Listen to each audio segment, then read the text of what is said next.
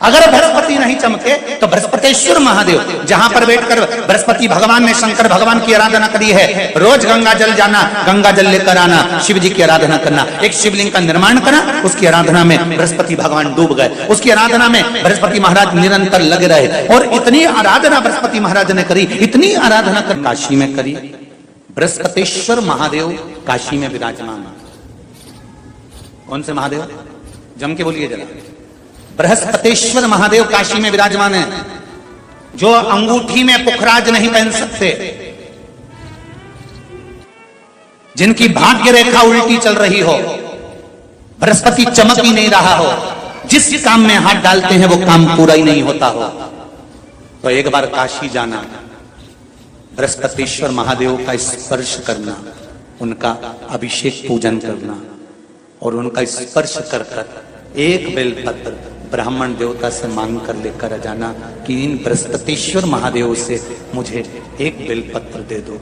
तुम्हें पुखराज पहना कि नहीं पहना, हीरा रतन माणिक पहना कि नहीं पहना, वो बेलपत्र इतना चमत्कार कर देगी कि जिंदगी में कभी संपदा की कमी आएगी नहीं। आराधना करी बृहस्पति महाराज ने कि शंकर भगवान सामने प्रकट हो गए। मांगो बृहस्पति, तुमको क्या चाहिए?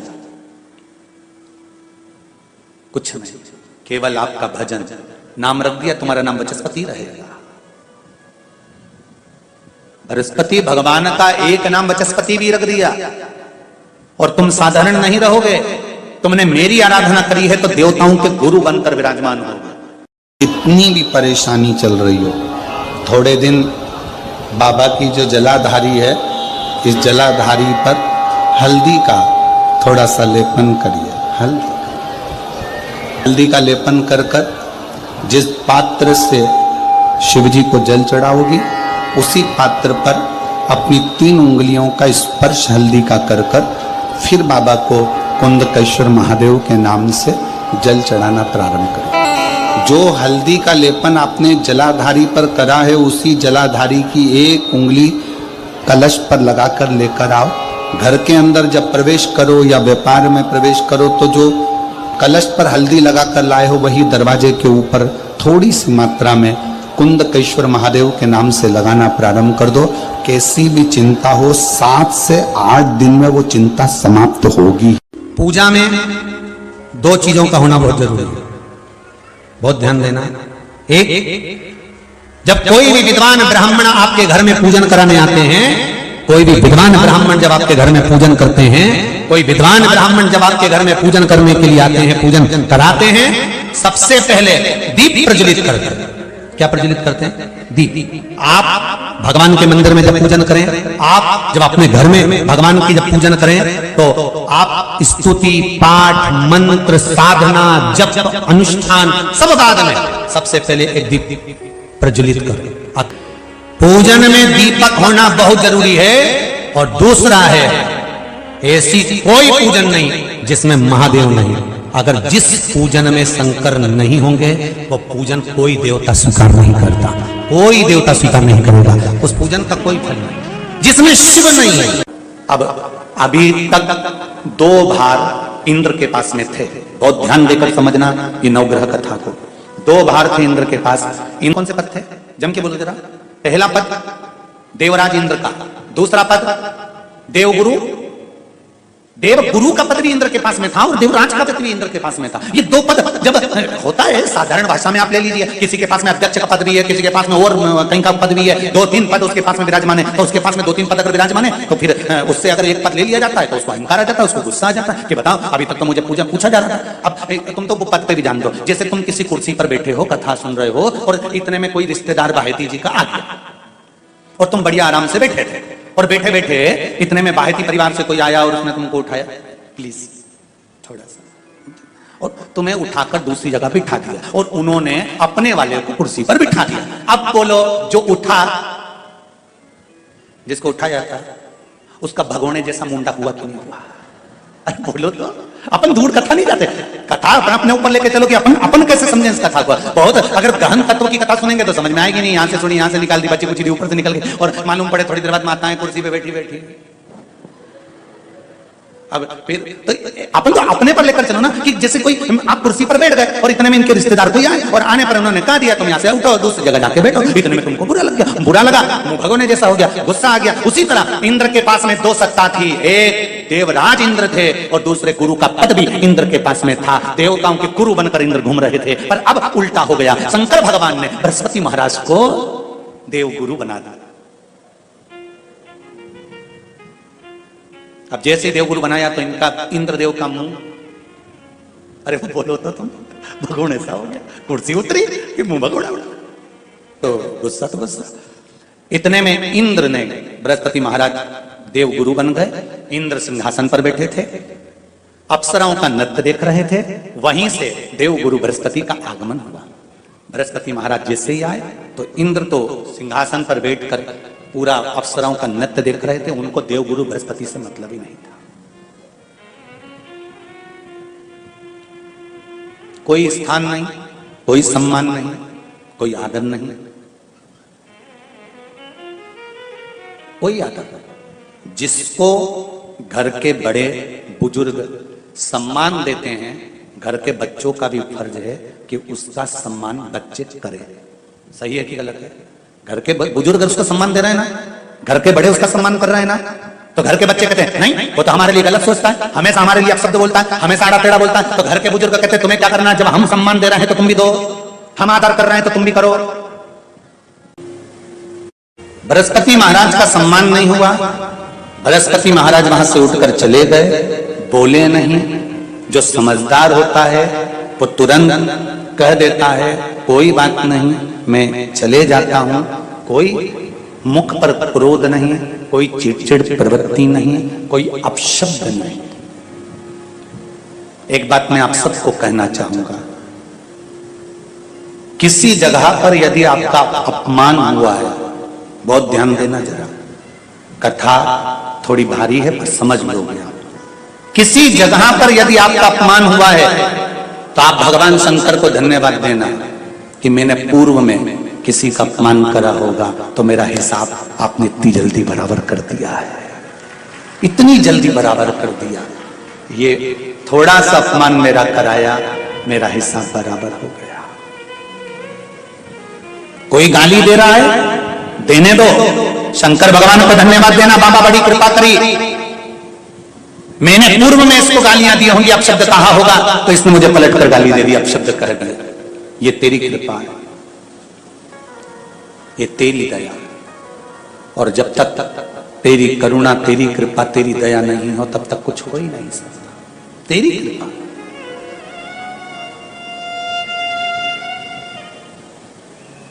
भगवान से कहो, हे देवाधिदेव महादेव, मैं ये नहीं कहता कि मुझे रोने मत देना,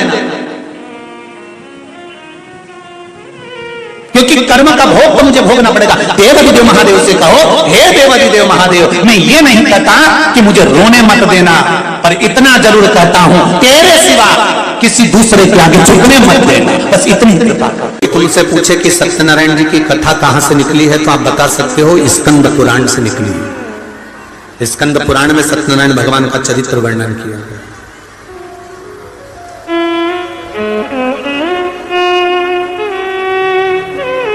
कितने लोग हैं जिनके यहाँ सत्यनारायण भगवान की कथा होती है? कभी तो हुई होगी, हुई है? चलो रखो। सत्यनारायण भगवान की कथा कौन सी है? पंडित जी जब भी कथा सुनाते हैं उसमें 5 अध्याय सुनाते हैं। बोलो। पहला अध्याय सुनाया, एक ब्राह्मण के घर पर एक लक्कड़हारे ने कथा सुनी। बोलो सही है कि गलत है? दूसरा अध्याय, फिर कथा सुनकर उसने कथा सुनी। फिर तीसरा अध्याय, उसने कथा सुनकर उसने कथा सुनी। फिर चौथा अध्याय, उसने कथा सुनी और उसने कथा सुनी। पर वो कथा थी कौन सी? जो सत्यनारायण जी की थी, जो सबने सुनी, पर आज तक वो 5 अध्याय में नहीं आई। तो वो कथा कौन सी थी? तो कोई तुमसे पूछे तो कह देना, शंकर भगवान को जानने के लिए ब्रह्मा और विष्णु ने ढूंढना प्रारंभ करा। भगवान विष्णु नीचे गए, ब्रह्मा ऊपर गए, केतकी का फूल, गाय सबको लेके ब्रह्मा जी आए नीचे खड़े हुए भगवान विष्णु से ब्रह्मा जी ने पूछा कि तुम्हें भगवान शंकर के चरण मिले? तो भगवान विष्णु ने कह दिया कि मुझे चरण नहीं मिले। शंकर भगवान के सामने भगवान नारायण ने सत्य बोल दिया था, इसलिए उनका नाम सत्य नारायण हो गया। तब भगवान विष्णु ने जैसे ही सत्य बोला तो 33 कोटि देवताओं ने पुष्पों की वृष्टि करी, हाथ जोड़कर स्मरण करा, स्तुति करी। एक सुंदर कलश को सजाकर उस पर श्रीफल रखकर आम पत्र को लगाकर केल पत्र के साथ में भगवान विष्णु की आराधना करना प्रारंभ करी। और भगवान विष्णु की जब आराधना करी तो यही आराधना जब करना प्रारंभ करे तब उनको कदली फल मेवा का भोग लगाया, क्योंकि तुमने सत्य बोला है। सत्य बोलने वाले की पूजन संसार में होती रही है, इसलिए भगवान नारायण की उस दिन से पूजन प्रारंभ हो गई। अब कोई तुमसे पूछे कि सत्यनारायण जी की कथा कौन सी थी, तो तुम बता देना कि कथा ये थी, और वो 5 अध्याय तो कथा के क्रम के। आपने जितनी बार भी सत्यनारायण जी की कथा सुनी होगी उसमें बताया होगा उन्होंने कथा करवाई तो उन्होंने कथा करवाई तो उन्होंने कथा करवाई। वो कथा कौन सी थी? वो कथा ये। अब भगवान विष्णु ने ब्रह्मा जी से पूछा, आपको भगवान शंकर का सिर मिला? हाँ। आकाशवाणी हो गई शिवलिंग में से, ये ब्रह्मा झूठ बोल रहा है। दुनिया के सारे मंदिर में, दुनिया की सारी भूमि पर, दुनिया की सारी जगह पर जाकर झूठ बोलोगे चल जाएगा, पर शंकर भगवान के सामने झूठ बोलोगे तो जिंदगी नरक जैसी निकल जाएगी, पूरी जिंदगी।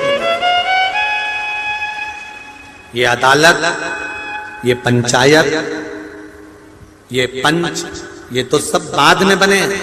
इससे पहले तो गांव के लोग निर्णय कराने के लिए शंकर जी के मंदिर लेके जाते थे। बोलो रे, जितने बैठे हो पुराने, सबको मालूम होगा। जरा सा कोई काम बिगड़ा, चल शंकर जी के मंदिर में उठा गंगा जली और कह दे कि तूने ऐसा नहीं करा।